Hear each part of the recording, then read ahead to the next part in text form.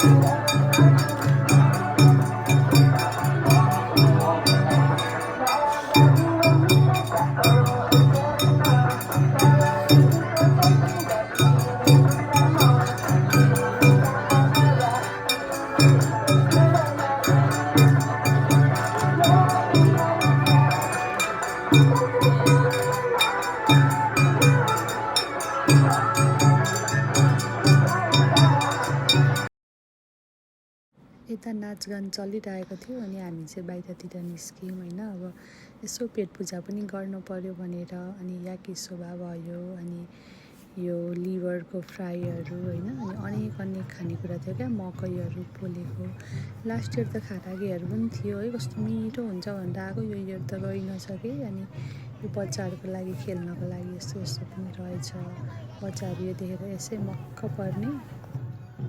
यता साइडमा चाहिँ तपाईहरुले देखिहाल्नु भयो, यो चाहिँ पिज्जा लाको पिज्जा हैन।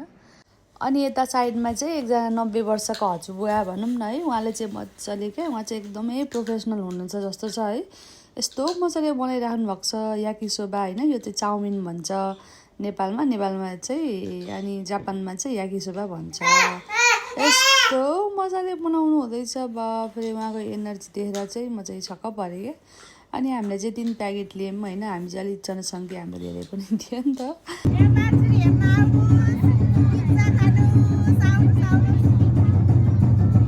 ल दिदीलाई फलो गरौँ। हाम्रो ग्याङ चाहिँ यहाँ छौँ हामी। यसरी माछुरी हेरेर हामी चाहिँ फर्क्यौँ।